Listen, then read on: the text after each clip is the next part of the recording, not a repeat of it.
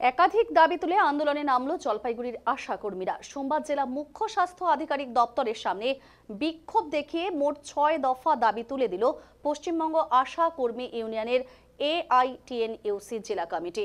দ্রুত দাবি পূরণ না হলে আগামীতে কর্মবিরতির পথে হাঁটবেন আশা কর্মীরা বলে হুঁশিয়ারি দিয়েছেন এদিনের আন্দোলন থেকে। শহরে মিছিল করে এদিন জেলা মুখ্য স্বাস্থ্য আধিকারিক দপ্তরের সামনে জমায়েত হয় আশা কর্মীরা। সেখানে বিক্ষোভ দেখালেন তারা।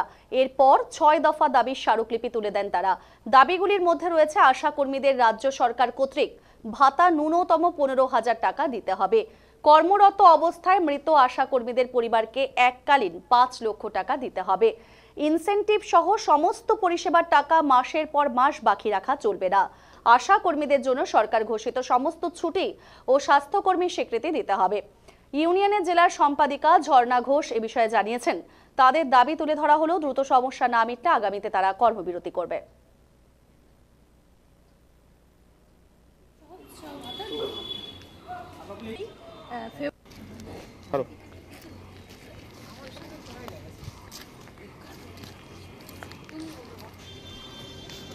আমরা পশ্চিমবঙ্গ আশা কর্মী ইউনিয়নের পক্ষ থেকে AITUC নেতৃত্বে CMH অফিসে আসছি আমরা ডেপুটেশন দেওয়ার জন্য।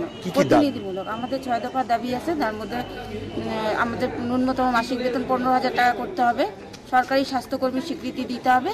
এছাড়া আরও বিভিন্ন ধরনের দাবি আছে, সেগুলো দেওয়ার জন্যই আজকে আমরা আসছি। যদি আমাদের এই দাবি না মেনে নেওয়া হয় তাহলে পরবর্তীতে আমরা কর্মবিরতির দিকে যেতে পারি। কি কি সমস্যার সম্মুখীন হচ্ছেন? এই আমাদের যে নানা রকম কাজের চাপ, সেগুলো আমরা সঠিক সময়ের মধ্যে করতে পারতেছি না। হ্যাঁ, তারপরে আমাদের টাকা পয়সা যে ভাগে ভাগে দেওয়া হচ্ছে সেটাও মাসে মাসে কমপ্লিট পাচ্ছি না। তারপরে আমাদের কাজের তুলনায় আমাদের যে ভাতাটা পাই সেটাও সামান্য একদম। এইসব দাবি নিয়েই আমরা আজকে এখানে আসছি। আমরা পশ্চিমবঙ্গ আশা কর্মী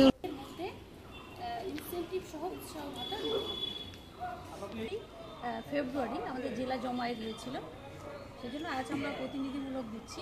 আবার যে যদি ইমিডিয়েট এই দাবিগুলো পূরণ না হয়, যেটা কর্ণাটক এবং কেরালা অলরেডি চলছে আন্দোলন, সেই আন্দোলনের দিকে আমরা